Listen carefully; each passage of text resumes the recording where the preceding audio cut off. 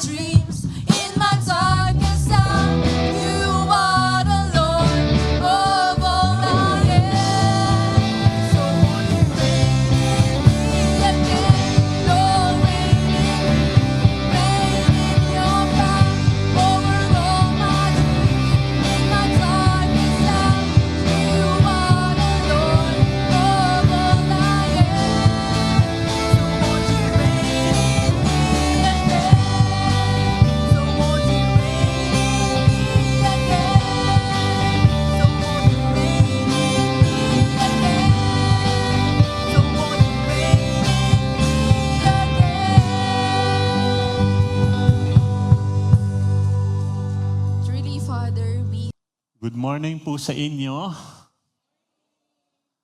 Yan, sino yung mga kulang ang tulog?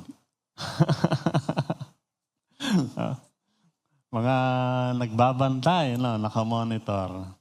Yan, buti kasama tayo dun sa naipag-pray kanina. No? Dahil nagmo-monitor din kami talaga. Sabi ko, ang tagal-tagal mula ng mga bandang alas 10, nasa 15.5 yung level ng ilog hanggang mga alas 5. Tapos nung alas 5, umakyat ako sa kwarto, nahiga ako. Nung pagising ko ng alas 6, 15.9 na. Bumuhos yung malakas na ulan. Salamat sa Lord. Sa kabila po ng pag-uulan, tayo naririto. Wala pong pwedeng humadlang sa atin pong pagsamba sa Kanya. Ulitin lang po natin yung ating palaging binibigyang diin sa atin pong pananambahan dito po sa MCF at Marikina Christian Fellowship. The main thing is making disciples. Sa Marikina Christian Fellowship, ito yung pangunahing bagay. Ang gusto natin, tayong lahat ay maging disciples, maging followers ng ating Panginoong Jesus. And the main vehicle in making disciples is yung ating mga encounter groups, yung e-groups. So, ang pangunahing sasakyan, di ba, para tayo maging disciples, followers ni Jesus Christ, ay yung ating mga encounter groups. Alam niyo po, pag sinabing sasakyan, umaandar po ito. Umaandar yan, yung sasakyan. Kaya nga ang challenge natin, yung sasakyan, ang unang tanong, may masasakyan na ba kayo? Isang may e-group ka na ba? Kasi pag wala kang sasakyan, ay paano ka makakapunta? Maglalakad ka. Buti kahapon ng umaga, nandito yung isang e-group, yung mga kalalakihan, may pupuntahan sila. Sa isang bahay, dun yung kanilang e-group meeting. Ang tanongan, sino may sasakyan? Yan. Pagkatapos, merong mga may sasakyan, kaya sumakay sila doon at nagpunta doon sa suburbia at doon yung kanilang e-group meeting. So ang tanong, may vehicle ka na ba? Diba? At kung may vehicle na, sumakay ka na ba? Baka umandar yung vehicle, hindi ka kasama. So hindi ka makakasama doon sa gusto nating mangyari na maging disciple tayo. And then sa taong 2026, ang tema po natin is MCF in... Ayan, kahit na medyo parang inaantok yung natin dahil malamig yung panahon, umuulan, MCF in action pa rin tayo. Siyempre, gusto natin, meron pa rin action, merong action tayong ginagawa talaga. So, kung titingnan po natin yung mga napag-aralan na po natin, dun sa MCF in action, pinag-usapan natin na dapat tayo, we're not just hearers, we are doers of the word. Hindi lang natin pinakikinggan yung salita ng Diyos, kundi sinasagawa, pinapamuhay natin, kaya nga action. Action talaga. We're doers, not just hearers. We are praying together. Sama-sama tayong nananalangin. We are praying and fasting. We are interceding. Pinagpipray natin yung bawat isa. Na-recall nyo pa ba yung challenge doon na meron tayong ipagpipray? We are serving one another. And last Sunday, we are carrying each other's burdens. Yung iba't ibang mga pasanin, alam natin, meron tayong kanya-kanyang mga loads, pero merong iba na mas mabigat talaga yung pasanin nila. So, kinakailangan magandang tayo magkatulungan po dyan sa pasanin na yan. So, emphasizing our team, we are being challenged to action. Dapat meron tayong action na ginagawa dito sa mga pinag-aaralan natin na to. Tanungin mo nga yung katabi mo, umaksyon ka na ba? Oh. Dapat merong aksyon. Kaya yung pinag-aralan natin na yan, lahat po ng yan ay designed hindi para marinig lang natin and then iisipin natin. Lahat po ng yan ay challenge sa atin na meron tayong aksyon na gagawin yan. Kaya dapat in action talaga tayo. Yung message po natin today ay pwedeng sabihin natin na culmination nung mga previous topics. In a nutshell, ito po yung big idea. Whatever you do in your Christian life, ano man yung ginagawa mo sa iyong buhay Kristiyano, in your discipleship walk, base dun sa binasa nating verse kanina, ginawa mo yan kay Jesus. Ginawa mo sa Panginoon. No? Hearer ka lang ba at hindi ka doer? Hindi ka umaaksyon sa pinag-uusapan natin? Nagme-memorize ka ba ng verse? Nag-EEG ka ba? Ginagawa ba yung mga challenges na binibigay natin? Nag-tap ka ba nung ipagpipray at pinag-pray mo ba talaga siya? Tayo ba'y naglilingkod, tumutulong sa ating kapwa? Or, diba yung pag sinabing hearers lang and not doers, meron tayong kasabihang Pilipino yung nagtetengang kawali. Yung nagtetengang kawali. Naririnig lang pero hindi ginagawa. Yung nagtetengang kawali, actually, kung hindi tayo sumasama dun po sa mga aksyon, nagtetengang kawali tayo kay Lord. Hindi kay pastor. Hindi sa leader, kay Lord. Kaya yun yung sabi, anumang ginagawa mo yan kay Lord. So yung pong text na binasa natin kanina actually, is part siya ng isang parable. Yung parable na sinabi ng Panginoon sa kanyang mga disciples, so maganda po na tingnan natin yung kabuuan ng parable para maunawaan natin kung ano talaga yung itinuturo doon. In Matthew 25, buksan po natin, simulan natin sa verse 31 hanggang sa 34. Sabi dito, when the Son of Man comes in His glory and all the angels with Him, He will sit on His throne in heavenly glory. All the nations will be gathered before Him, and He will separate the people one from another as a shepherd separates the sheep from the goats. He will put the sheep on His right hand, on His right, and the goats on His left. Then the king will say to those on his right, come, you who are blessed by my Father. Take your inheritance, the kingdom prepared for you since the creation of the world. Ang background po nito, sa Matthew 24 and 25, nagtuturo ang Panginoong Hesus tungkol sa kanyang pagbabalik.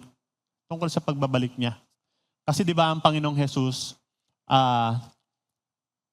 pinako siya sa krus, namatay, inilibing, pangatlong araw nabuhay ulit, after 40 days umakyat sa langit, and then nangako siya na babalik siya. So ito pong teachings na ito sa Matthew 24 and 25, ang binibigyang pansin niya lang dito, yung kinakailangan maging prepared, maging handa yung mga tao sa kanyang pagbabalik. In fact, meron tatlong emphasis doon. Sa buong 25, kung titingnan natin, meron doon parable of the 10 virgins. Ang ina-emphasize doon, be ready. Tapos merong parable of the talents. Ang ina-emphasize doon, maging faithful tayo, maging tapat tayo. And then itong parable of the sheep and the goats, ang sinasabi doon, we have to be compassionate at yung bibigyan natin ng pansin mamaya. Now, going back doon po sa binasa natin, remember, sabi, paghihiwalayin daw yung mga tao. Sabi, just like a shepherd na dinidivide yung sheep and goats. Sabi niya, yung mga sheep, mga tupa, dito kayo sa kanan. Yung mga goats, dito kayo sa kaliwa. And then pagkatapos paghiwalayin, yung sheep sa kanan, yung goat sa kaliwa, and then ang binanggit, hindi na yung shepherd, yung king na, yung hari na. Ha? Ang sinasabi po dito, pagbabalik ng ating Panginoon, ang isa sa gagawin niya ay paghatiin yung mga tao, paghiwalayin. Sino yung sheep sa kanan, sino yung goats sa kaliwa. And it is Jesus na magde-decide, hindi tayo. Si Jesus yung magsasabi, sino yung sa kanan, sino yung sheep. At sino yung sa kaliwa, sino yung goats. Si Jesus po yung magde-decide nun. Hindi kayo, hindi tayo, hindi si pastor, dahil pati si pastor kasama doon sa huhusgahan. Kasama siya doon. Pati tayo, nakalinya tayo doon. Kung tayo ilalagay sa kanan o ilalagay sa kaliwa, ang king, si Jesus yung magde-decide nun. Tanong mo nga yung katabi mo, tupa ka ba o kambing? Oh? Ngayon, kung parehas kayo, di okay, magkasama kayo. Saan ang gusto nyo? Sa kaliwa o sa kanan? Oh, ha? So, nung paghiwalayin na, yung mga tupa sa kanan, yung mga kambing sa kaliwa, nung paghiwalayin na, sabi ng verse 34, then the king will say to those on his right, sasabihin dun sa mga nasa kanan, come, you who are blessed by my Father, kayo na mga pinagpala ng aking Ama, take your inheritance, the kingdom prepared for you since the creation of the world. So, pagkatapos paghiwalayin, kanan yung mga sheep, sa kaliwa yung goats, hinarap ng Panginoon, pumunta siya sa kanan. Hinarap niya yung nasa kanan. Kinausap niya. Tapos sabi niya, come you who are blessed by my Father. Kayo na mga pinagpala ng aking Ama. Pag-usapan natin, sino yon? Sino yung tinutukoy niya na blessed by the Father? Okay. Si Paul, ang isa sa mga lingkod ng Diyos, lingkod ng Panginoon, nagsulat ng Bible. Sa Ephesians, meron siyang sagot kung sino yung mga pinagpala na yon. In Ephesians chapter 1, Ephesians 1, Makikita natin yan. Mula verse 3 hanggang 7. Ayan, sabi. Ephesians 1:3-7, sabi, Praise be to the God and Father of our Lord Jesus Christ, who has blessed us. Sabi, purihin ang Diyos, ang Ama, na nagpala sa atin, who has blessed us in the heavenly realms with every spiritual blessing in Christ Jesus. Tingnan natin yung mga blessing. Sabi, kinausap, humarap sa kanan, kinausap na kayo ng mga pinagpala ng aking Ama. Ano-ano yung mga pagpapala na ibinigay doon sa mga nasa kanan? Sabi, una, you were chosen. Pinili kayo. You were chosen. He chose us in Him before the creation of the world to be holy and blameless in His sight. Kaya nga, yung sabi ni Jesus in John 15, sabi niya, hindi kayo pumili sa akin, ako ang pumili sa inyo. Pinili, He chose us. And then sabi nung sumunod na verse, He predestined us to be adopted as His sons through Jesus Christ. Tingnan niyo yung mga blessings na ibinigay. Pinili, pagkatapos, itinalaga para ma-adapt tayo. Ma-adapt. We were all adopted. Hindi tayo normal na anak. Inampon tayo. Paano tayo inampon ng Diyos? Sabi ng John 1:12, sino mang tumanggap at nanalig sa Kanya, ibinigyan ng karapatang maging anak ng Diyos. Doon tayo nagbigyan ng adoption. Naging anak tayo ng Diyos. Sabi, He predestined us to be adopted as His sons through Jesus Christ. So kaya tayo naging anak ng Diyos nung tanggapin natin at sumampalataya tayo sa Panginoong Hesus. Sabi, adopted through Jesus Christ. So yun yung mga blessings natin. Pinili tayo, tinanggap tayo bilang mga anak niya. And then sabi niyo sumunod na verse, in Him we have redemption. Alam niyo yung word na redemption? Yung iba alam na alam yan eh. Kasi yan yung word sa sa sanlaan, di ba? Yung tinubos. Pagkang nagsanla, tutubusin. Di ba? Ang sabi dito ni Paul, in Him, sa pamagitan niya, we have redemption, tinubos tayo. Tinubos tayo. Kung hindi tayo natubos, mareremata. Paano pagkang naremata? Kanya na. Pag-aari niya na. Di ba? Dahil sa ating mga kasalanan, tayo'y inaangkin na ni Satan. Kanya tayo. Makasalanan to, akin to. Dahil kabayaran ng kasalanan, kamatayan. Kasama ko to, magdurusa kami pare-parehas. Pero sabi, in Him we have redemption, tinubos tayo. At yung pagtubos sa atin, ang pinantubos sa atin, di ba sa sanlaan, ang tubos, di ba? Pera. Di ba? Kung ano yung sinanla, babayaran mo, tutubusin. Ang pinantubos sa atin, sabi, in Him we have redemption through His blood. Ang pinantubos sa atin, yung dugo ni Kristo. Nung ipako siya dun sa krus. Imagine, dugo niya, yung buhay niya, yung pinangtubos sa atin. And sabi, in Him we have redemption, the forgiveness of our sins. Pinatawad tayo sa ating mga kasalanan. So kung tayo'y sumampalataya sa Panginoong Jesus, sabi tayo'y pinili niya, tayo'y binigyan ng karapatang maging anak ng Diyos, tayo'y tinubos pamagitan ng dugo, at pinatawad tayo sa mga kasalanan. So tingnan natin, yung sinasabi ni Jesus Christ dun sa mga nasa kanan, sabi niya, kayo na mga pinagpala ng aking Ama. Blessed. Pinagpala talaga. Di ba? Imagine, kaya sila napunta dun sa kanan na yun. Now, going back to the parable, sabi, tingnan natin kasi sabi, ang kasunod nun, meron silang mga ginawang mabuti. Meron silang mga ginawang mabuti. Tingnan natin yon kasi minsan medyo pronto sa misunderstanding. Meron kasing iba, ang tingin nila, ang paliwanag nila dito sa parable na to, doon sa sheep and goats, parang ang sinasabi nila, going into heaven, yung pagkaligtas, ay depende sa iyong ginawa. Kung ikaw ay naging mabuti, kung ikaw ay naging mabait, kung naging mabuting tao ka, and then, dun ka mapupunta sa langit. Dun ka mapapasama dun sa mga sheep, mapupunta dun sa kanan. Hindi po yun ang tinuturo nitong parable na ito. It is important na makita natin yung parable na ito base at ititingnan natin yung kabuuang aral, yung kabuuang turo ng Panginoong Jesus and the entire scriptures. The sheep, they did not earn their place in the kingdom. Hindi nila tinrabaho yon, hindi nila na-earn yon. na para bang dahil sa mabuting ginawa nila kaya sila nandun. Hindi po ganon. It is very clear, no, it is very clear na hindi sila nandun dahil mabubuting tao sila, dahil mababait sila. Hindi po yun ang naging basihan. No, kaya sila napunta sa kanan. At hindi ibig sabihin no, na yung mga napunta sa kaliwa, yung mga goats, ay mga masasamang tao. Hindi po yun ang basihan. Ano ang basihan? O yung sabi ni Paul in Ephesians 2:8-9, sabi niya, for it is by grace you have been saved through faith. Kaya kayo nilagay dito sa kanan. Kaya kayo nilagay bilang mga tupa. Yan ay dahil sa biyaya ng Diyos, no, by grace you have been saved at sa pananalig ninyo. Kaya kayo nandyan. Hindi nyo yan na-earn. Kaya sabi ng verse, it is the gift of God. Regalo lang ng Diyos yan. Kaya tayo napunta dun sa kanan. Kaya tayo masama dun sa mga sheep. Regalo, it is the gift from God, not by works, so that no one can boast. Hindi dahil mabait, hindi dahil maraming natulungan, hindi dahil wala ka namang tinapakang ibang mga tao, hindi yun ang basis.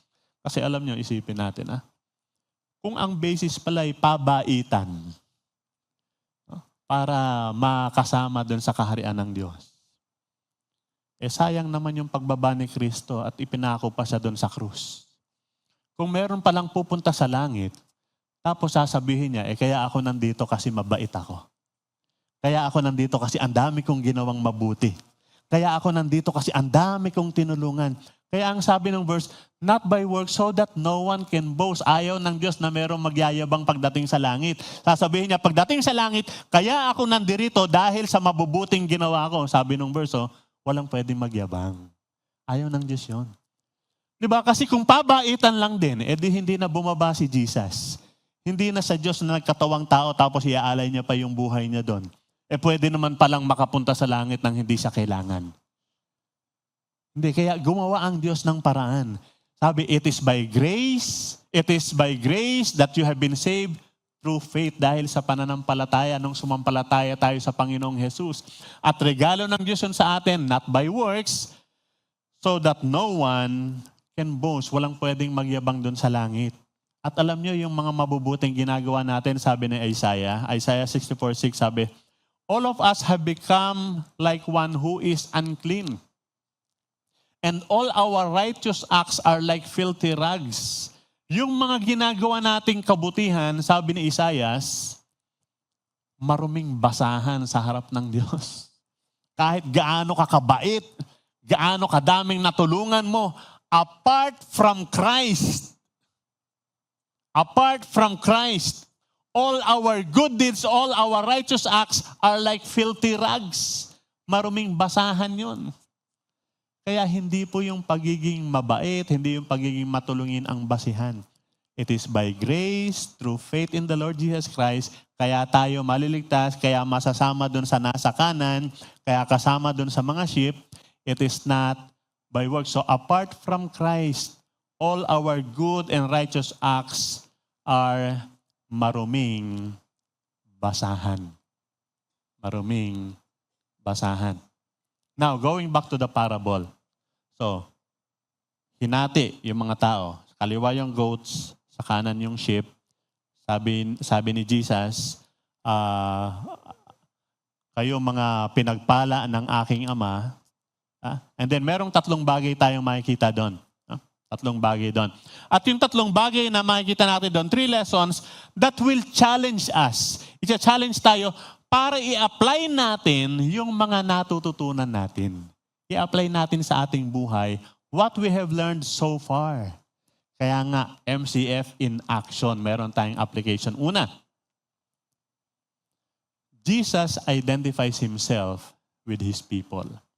Jesus identifies himself with his people. Kaya tingnan natin ulit yung verse na binasa natin. Sabi doon, for I was hungry and you gave me something to eat. I was thirsty, and you gave me something to drink. I was a stranger, and you invited me in. I needed clothes, and you clothed me. I was sick, and you looked after me. I was in prison, and you came to visit me. Then the righteous will answer him, Lord, When did we see you hungry and feed you, or thirsty and give you something to drink? When did we see you a stranger and invite you in, or needing clothes and clothed you? When did we see you sick or in prison and go to visit you? The king will reply, I tell you the truth. Whatever you did for one of the least of these brothers of mine, you did for me. Tingnan natin yung mga words na ginamit ni Jesus. Sabi niya, nagutom ako. Nauhaw ako. Naging stranger ako. Kinailangan ko ng damit. Nagkasakit ako. Nakulong ako. Sabi ng mga tao, Lord, kailan yun? Kailan yun? Hindi namin matandaan. Kailan nangyari yun? Sabi ni Jesus, yung ginawa nyo dito sa mga, tandaan nyo yung word na ginamit to the least of these brothers of mine. Yung ginawa nyo dito sa mga kapatid ko na to. Sino yung mga kapatid na yon? Yung merong parehas na tatay. Yung mga anak din ng Diyos. These brothers, itong mga kapatid ko to, binigyan ng mga karapatang maging anak ng Diyos. Itong mga adopted na naging anak ng Diyos. And then yung ginawa nyo sa kanila, sabi ni Jesus, sa akin yung ginawa yon. He identifies himself with his people. Diba? Christ identifies with his people that he considers what is done to them. Kung ano man yung ginawa nyo sa mga kapatid ko, kung ano man yung ginawa nyo dito sa mga anak ng Diyos, sa akin yung ginawa. Remember, nung sa Book of Acts, nung pupunta si Paul sa road to Damascus, at tapos inuusig niya yung mga Christians, tapos diba, nahulog sa kabayo, kinausap siya ni Jesus. Ang tanong ni Jesus sa kanila, Saul, why are you persecuting me? Bakit inuusig mo ako? Teka, hindi naman na-meet ni Paul si Jesus. Ang inuusig niya yung mga Christians. Pero sabi niya, you are persecuting me. So kung ano yung ginagawa mo dun sa mga Christians na yan, kung anong ginagawa mo dito sa mga anak ng Diyos na to, sa akin mo ginagawa. So, Christ identifies himself with his people.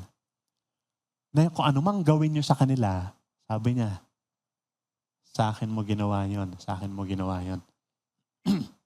You did for me. I mean, nakwento ko namin na, alam ko na nababanggit ko na, normally pagkang nag-aaral ako, nagpe-prepare ng ituturo or ipipreach, gumagamit ako ng iba't ibang mga translations ng Bible.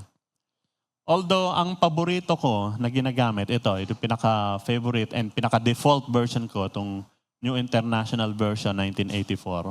Ito yung favorite ko. But a lot of times, gumagamit tayo ng ibang versions, tinitingnan natin, para i-compare.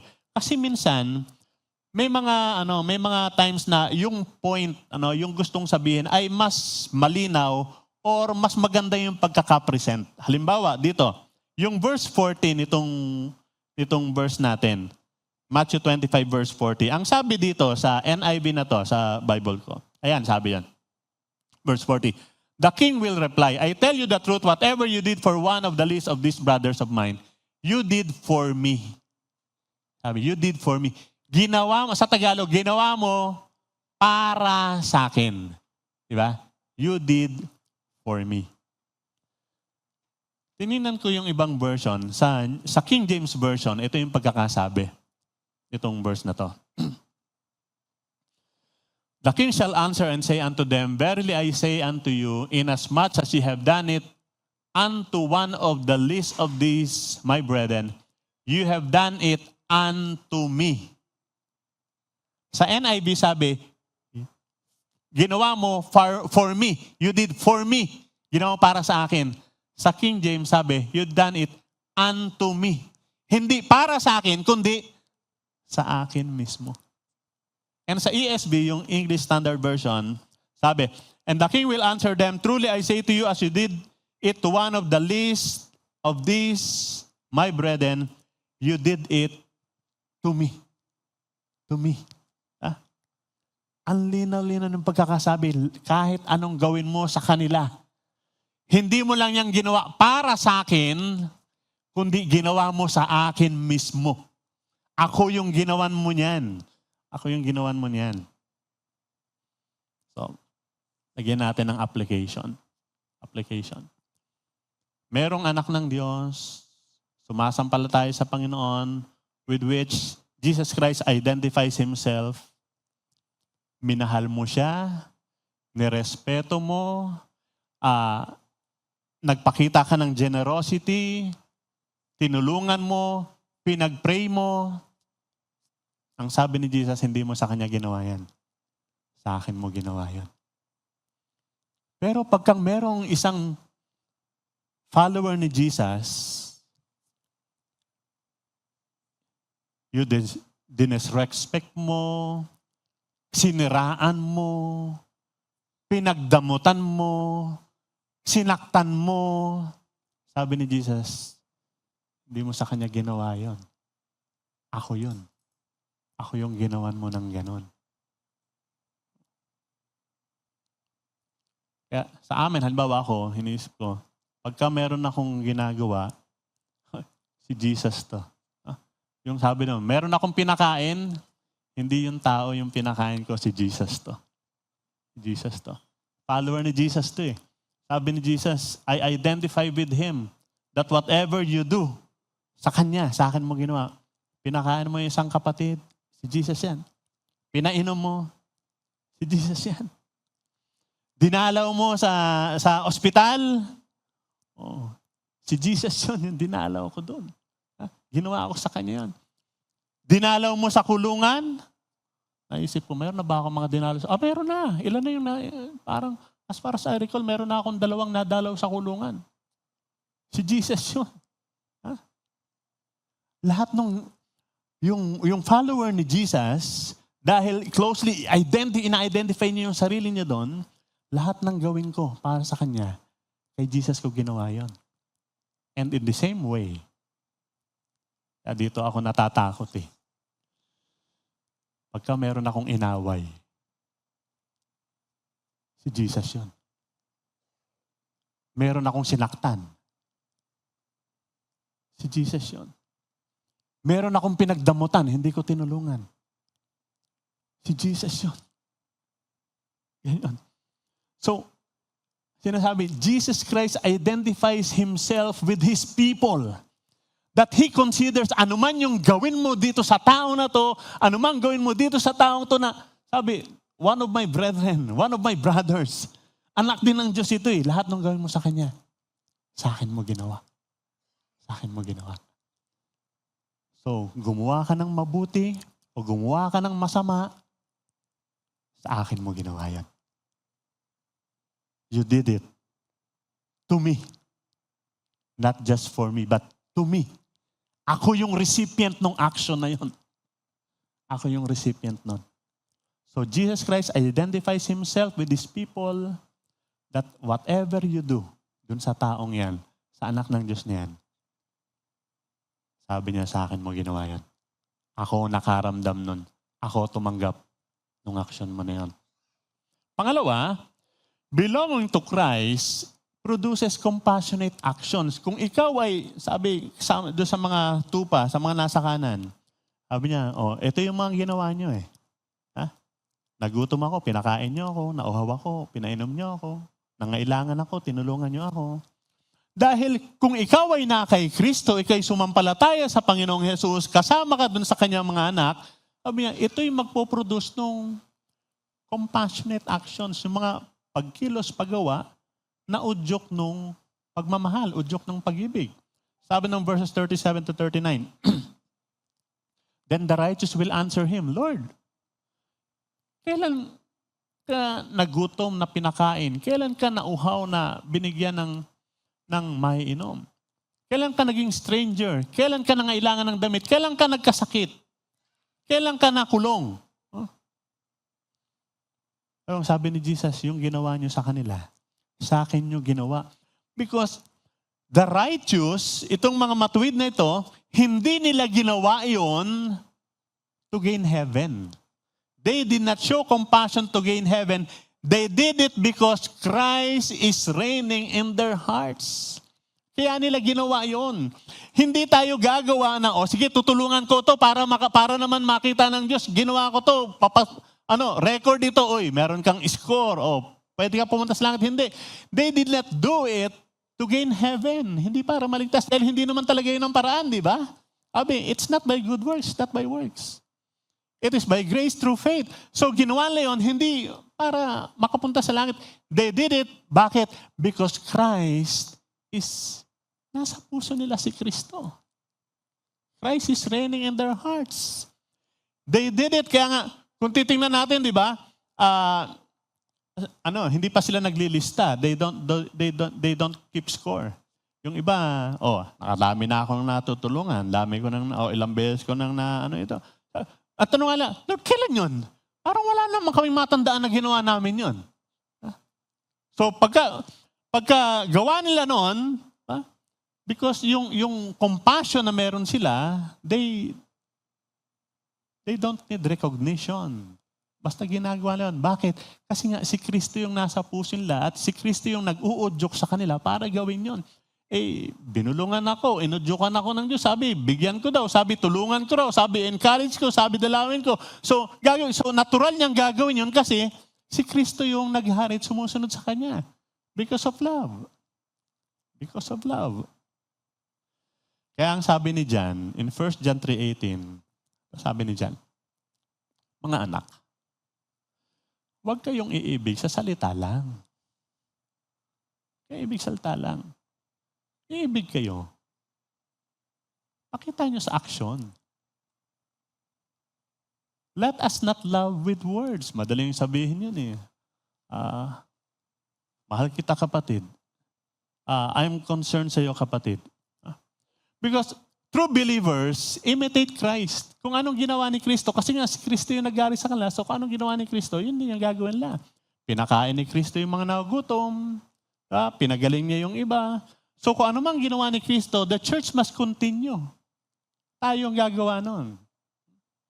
Ito, in action tayo. Anong application yan ngayon? Anong application meron yan?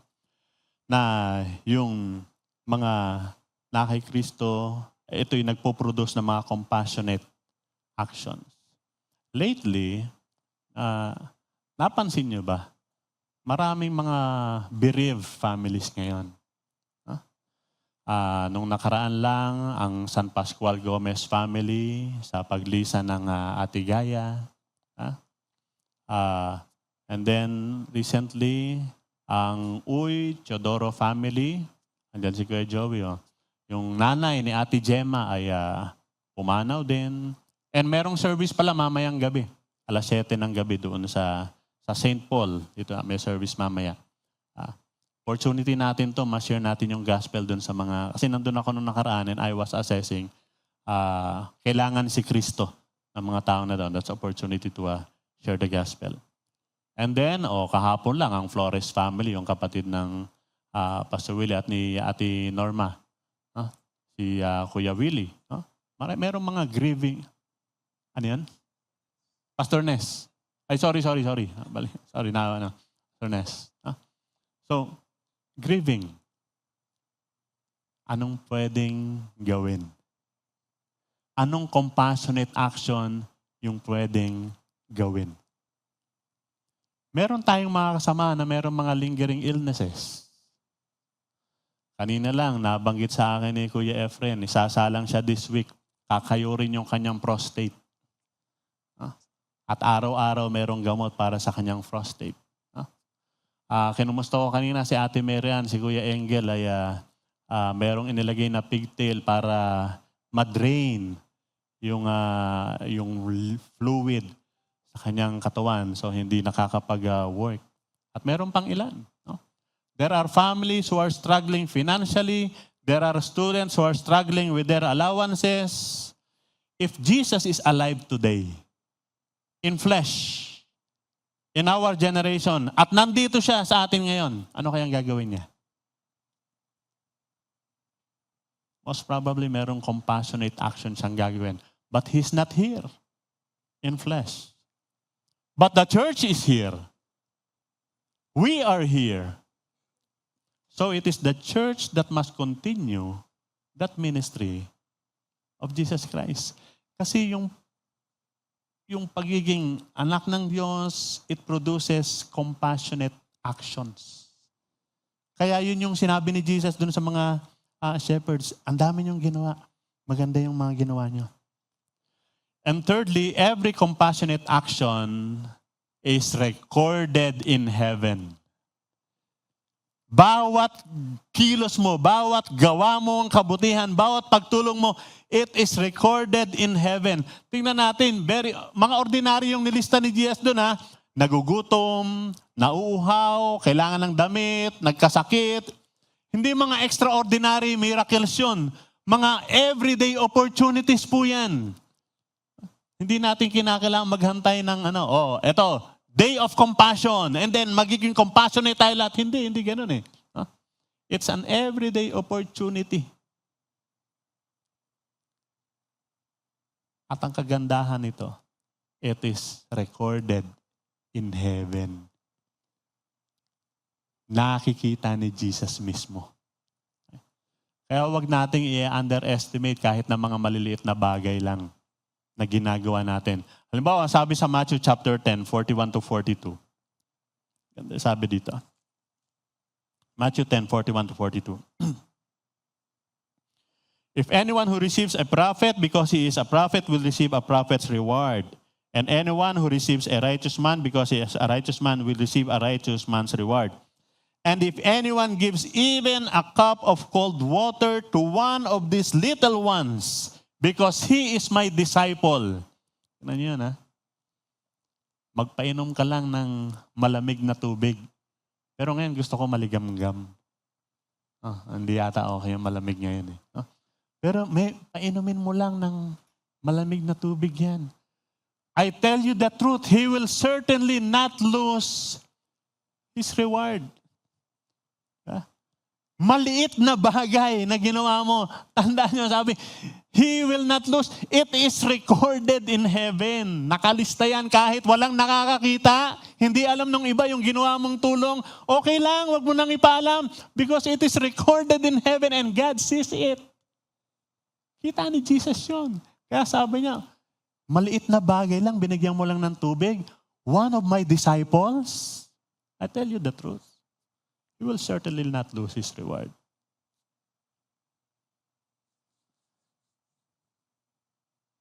One day, we will stand before the King. One day we will stand before the King. On that day, we will not be measured by wealth, popularity, or achievements. Ang gagawin ng hari, i-reveal niya kung yung faith ba natin talaga ay nag-produce nung Christ-like love and actions. Ipapakita. Imagine, maririnig mo yung sasabihin ni Jesus, sa akin mo ginawa yan. You did it to me. Hindi lang para sa akin. You did not just do it for me, but you did it to me. I received that action. Ako yung tumanggap ng ginawa mo niyan. Whether good or bad. Ako yung ginawan mo niyan. So, may challenge tayo ngayon.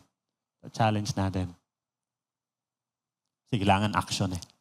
Kailangan action. Una, let us see people the way Jesus sees them. Tingnan natin yung mga tao kung paano sila tinitingnan ni Jesus. A lot of times, we see people according to how society treats them. Diba? Pagka yung mga maliliit na tao, mga mababa, parang ganun din yung tingin natin. How society treats people. Halos ganun na rin tayo. Pagka yung mga sikat, malalaki, mga tao, yung ganun din yan. Pero pagka maliliit, ganun na rin tayo. But let us see people the way Jesus sees them. Hindi ini-ignore. Diba? Ano yung binibigyang halaga ni Jesus? The poor, the elderly, the widows, the disabled, the lonely, the grieving, the forgotten. Nakikita ni Jesus lahat yon. At nakita ni Jesus, sabi niya, lahat ng ito, mahal ng Diyos ito. Mahal ng tatay ko to. They are all created in the image of God. mahalaga. Walang taong hindi mahalaga. So hindi natin titingnan yung tao katulad ng pagtingin ng society. Titingnan natin sila katulad ng pagtingin ni Jesus. Pangalawa, let us make mercy a lifestyle. Not just an event. No? Lifestyle. Hindi yan nakareserve yung pagiging maawain, pagiging matulungin. Hindi nakareserve pagkang merong, itong araw na to, may gantong program. It should characterize our daily Christian living. Walang proper time na hinihintay. It should be a lifestyle. Lagi. Lagi. Pangatlo, be good and do good without seeking applause. Hindi na kinakailangang, di ba? I-announce pa, papupurihan pa. Kaya nga yung mga righteous sabi lang, kailan yun? Kailan namin ginawa yun? Parang hindi naman namin natandaan. So, without looking for recognition, tandaan natin. Ha? Nakikita ng Diyos yan. We must do it even when nobody is watching because God sees it. And finally, remember, every act of love, every act of mercy is recorded in heaven. Ka-record lahat yan. Merong eternal significance yan. Yung tingin mo, kahit na maliliit na mga bagay lang, it is remembered by Christ forever. So, let us ask ourselves today, kasama ba ako dun sa nasa kanan dahil tinanggap ako na anak ng Diyos by grace through faith? At naipapakita ko ba sa buhay ko yung pagiging isang tupa? We can begin today. Huwag na tayong maghintay pa ng perfect opportunity. Every act of love done in obedience to Christ, nakikita ng langit. Naka-record yan. Alang sabi ni Jesus, ano mang ginawa mo sa pinakamaliit sa mga maliit na ito,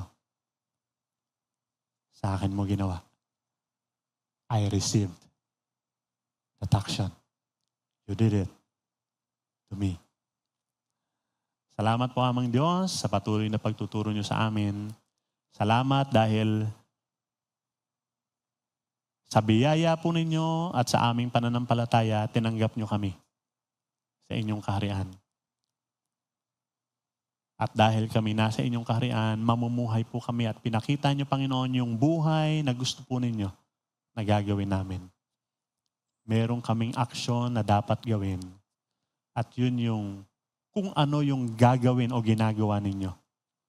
Kami yung gagawa ngayon. Ano mang gawin namin, nakikita po ninyo. We want to hear someday your voice telling us, you did it to me. I receive it. Everything, your actions, I receive them from you. Dalangin namin, Panginoon, mangusap kayo sa amin. Gabayan niyo kami, Panginoon, sa mga aksyon na gagawin namin upang ito'y maipamuhay po namin. Thank you, Lord. Pray this in Jesus' name. Amen.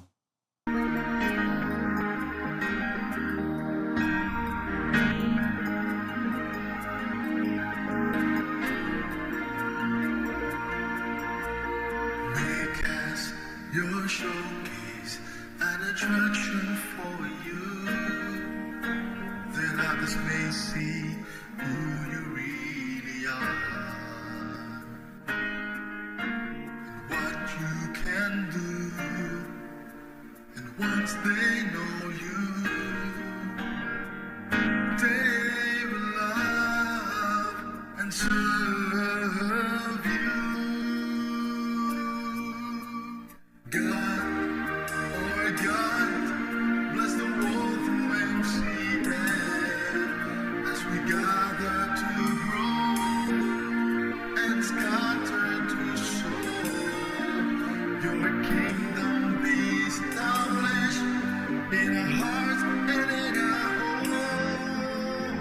God, yes, God, bless the world